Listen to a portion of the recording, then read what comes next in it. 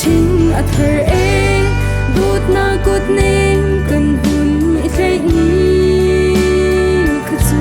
nan thing ti ai lo chim ram le chim phun do chuang a lung khi kan khen chun tin sa du tha ram chang lai zing Aphu go Teinak than tar he run ikhir te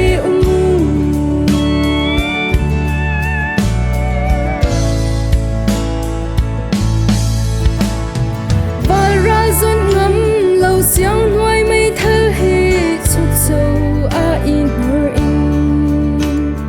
xin mi phun cha a nan tum a pha zia hi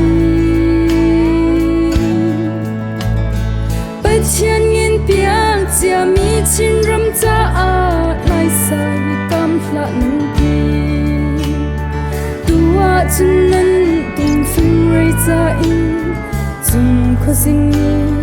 kho chan cha a rel chang lai zum thing a thar e dut na kut nem kan hun I hlei ni khachu nan thing ti ai lo chin rong le chin phun do chuang a lung khi kan khen chun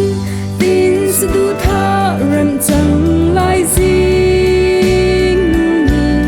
Aphu go Teinak than tar he run ikhir te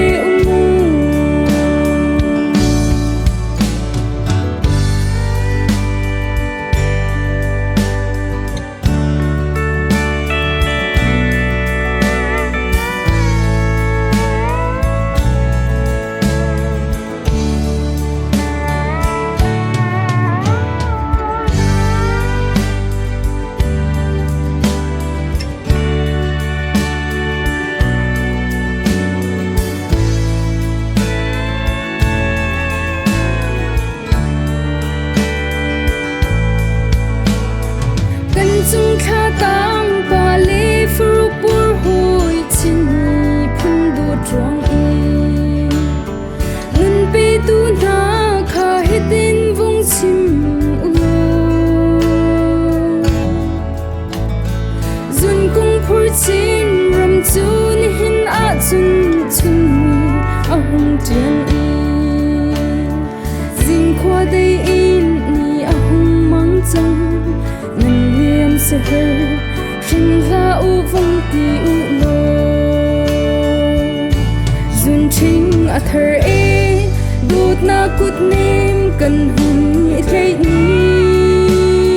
khachu nan thing ti ai lo chin ram le chin phun do chuang a lung khi kan khen chun tin sa du tha ram chang lai zing Aphu go Teinak